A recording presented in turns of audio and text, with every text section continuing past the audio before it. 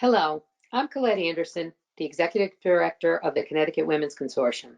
Now more than ever, it is important for us to foster and nurture community connection. Though it may not look like how we expect it to, connection is without a doubt our way through this difficult time. Keep this in mind. I wanted to spend some time today updating our beloved behavioral health friends and colleagues about the ongoing work being done by the small but mighty consortium team. A few areas I will be highlighting are staff and participant safety, continuing education credits, advocacy, and self-care. So let's get started. Staff and participant safety. The health and well-being of our staff, trainers, and participants continue to be the #1 priority for the Connecticut Women's Consortium. Our staff have been working from home since Monday, March 16th, and will continue to do so until the current restrictions on non-essential businesses are lifted. Despite our homebound status, staff continue to be available by phone and email. Likewise, all in-person training has been suspended through May 15th. Anyone registered for training during this time period should have received an email providing you with more information about your options moving forward. We continue to follow the guidelines and recommendations set forth by the CDC and Governor Lamont. For the latest information on training and event cancellations, be sure to check our website and follow us on social media.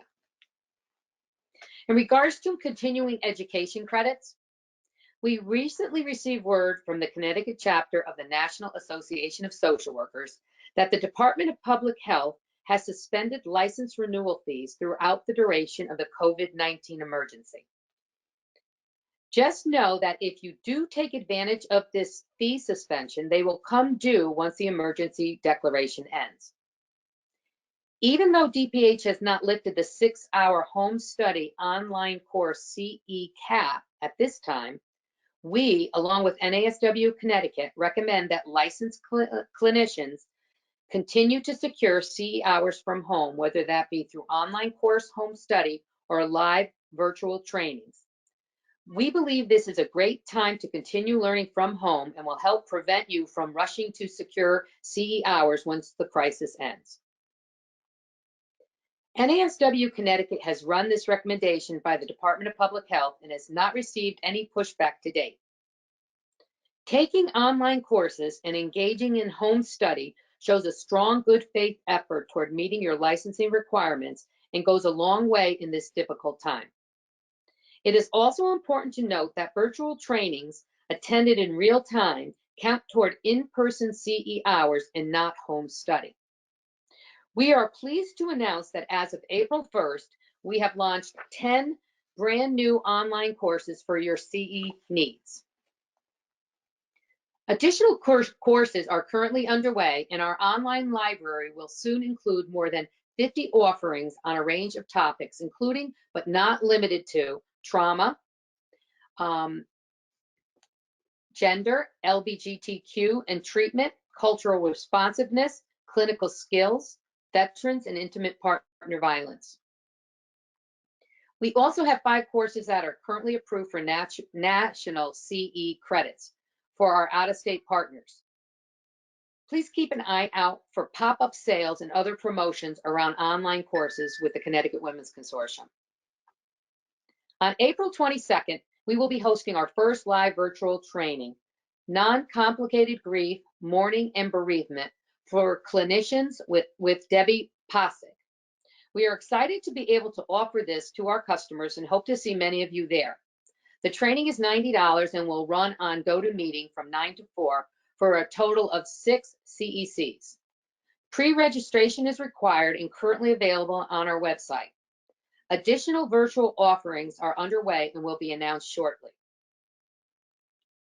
In regards to advocacy, in early March, before we began to work from home, my staff hosted International Women's Day, a celebration for resilience at the Capitol, and delivered testimony supporting the ban of unauthorized pelvic examinations at the Capitol. Through it, though it feels like months ago, that same energy feeds into the work and advocacy the consortium continues to do from home. We have worked tirelessly to promote resources through our digital network, Facebook, Instagram, and email. Everything we share online comes from a place of genuine concern and interest. And as we share, we hope that our interest sparks inspiration in someone else. Further, my staff and I have kept our fingers on the pulse of statewide federal policy changes, aid, and updates so we may better protect the consortium and our behavioral health friends. By and large, COVID-19 has represented a unique opportunity for our full staff to re-engage with political life in our surrounding community in order to strengthen our ties and support those around us. In terms of self-care has been a passion of mine, and not only personally, but also since I've been working at the consortium. As we see our daily lives more and more as a result of COVID-19 and social distancing, it is becoming increasingly important for us to set aside time to rest, relax, and rejuvenate. Whether this means baking something sweet, going for a long walk, meditating, or connecting with loved ones via virtual chats, be sure to keep it up with self-care activities that bring you joy and peace. Something that the consortium does as a team is set aside time every Tuesday morning for a check-in. During this time, staff are encouraged to share how they are doing both personally and professionally. Though we have always appreciated the time together, it now feels more and more important and valuable than ever. And I'm so thankful to have the opportunity for an open and thoughtful team. Over the past 4 weeks, we have all shared our highs and lows with one another. Some noteworthy highs include baking sourdough bread, taking long walks around the neighborhood, FaceTiming with loved ones, and cooking some of our favorite meals. One of our staff even took up crocheting. I'm proud of my staff, family, and colleagues for showing resilience during such a challenging time. We talk a lot about resilience in the behavioral health field in reference to individuals, communities, and systems, and there are two simple dictionary definitions of the word resilience. The first one is the capacity to recover quickly from difficulties and toughness. And the second one is the ability of a substance or object to spring back into shape, elasticity. Through our years together, Connecticut has cultivated an incredible, resilient behavioral health community. And I know that we will get through this together. It may take some time, but recovery is always possible, and we will spring back into shape when this is all over. Before I sign off, I'll share with you a quote that I shared with my staff last week from Vasant Lad, an Ayurvedic physician and director of the Ayurvedic Institute. Half an inch behind your suffering, there is bliss. Thank you and be well.